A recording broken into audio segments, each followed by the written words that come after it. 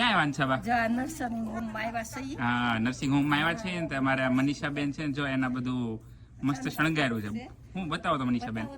દિવાળીમાં અન્નકૂટ હોય, પણ નર્સિંગ હોમમાં કામ કરી રહી છું અને અમારો અન્નકૂટ અમે બા દાદા માટે દિવાળીમાં કરીએ, પણ દિવાળીમાં બધાના ફેમિલી બિઝી હોય એટલે અમે દિવાળી પછી આ બા દાદા માટે અન્નકૂટ કરીએ છીએ. દિવાળીમાં જે બધાને ખબર જ છે કે અન્નકૂટ છે, આ અમે ગોવર્ધન અમે ભાતના કાયમ બનાવતા હોઈએ છીએ. આ ગિરિરાજ ઉપર ભગવાન આટલી આંગળીએ ગિરિરાજ લઈને ઊભા છે.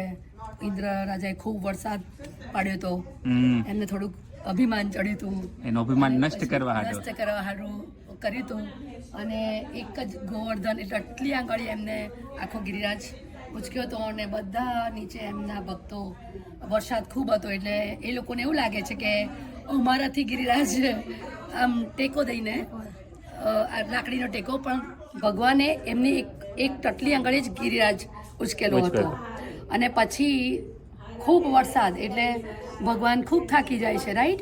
એટલે પછી 7 દિવસ સુધી અને પછી બધા એમના માટે પ્રસાદ, એમના ભક્તો ખૂબ એમને જમાડે છે. ગોકુળવાસીઓ જ્યારે એટલે આ એની યાદગીરીમાં આપણે એટલે અન્નકૂટ એટલા માટે કે ખૂબ થાકી ગયો છે એટલે બધા ગોકુળવાસીઓ મીઠાઈ લઈને આવે ને બધું જુદું જુદું ભગવાનને જમાડે છે. એવો એમનો ભાવ છે કે અમારા ભગવાન થાકી ગયા છે. અને આજે તુલસી વિવાહ પણ છે, અમે તુલસી વિવાહ પણ કરવાની છે.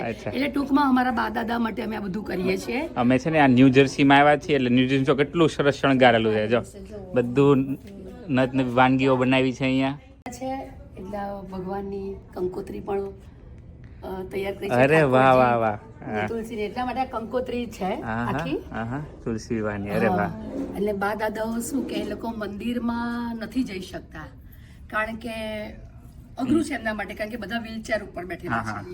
તો અમે અહીંયા એવો ભાવ આપીએ છીએ કે મંદિર જેવો જ ભાવ રાખ્યો છે કે એ લોકોને એવું ફીલ ના થાય કે અમે મંદિરમાં નથી જઈ શકતા. માટે અમે મંદિર જેવો જ ભાવ આપીએ છીએ. અને એટલી ભગવાનને અમને અમારી પાસે કૃપા છે કે ઈશ્વરને અમે કાયમ પ્રભુને કહીએ કે ભગવાન અમને એટલી શક્તિ આપ કે અમે મંદિર જેવું કરી શકીએ. એટલે ઠાકોરજી અમને હેલ્પ કરી છે, અમે નથી કશું કર્યું. આ બધું ઠાકોરજી અમને કરાવડાવ્યું છે. અને ભગવાને એ જ પ્રાર્થના કે આવી નવી અમને સેવા કરાવડાવે. બહુ મનીષાબેને બહુ સરસ કર્યું છે, બધું શણગાર્યું છે કેટલું સરસ ને. અને હવે પછી હમણાં આખો આ કાર્યક્રમ ચાલુ થવાનો, બધા બા દાદાઓ તૈયાર થઈને ત્યારે આવશે. બધા અમે પણ તૈયાર થઈશું. ચલો, થેન્ક યુ મનીષાબેન. જય શ્રી કૃષ્ણ. જય શ્રી કૃષ્ણ.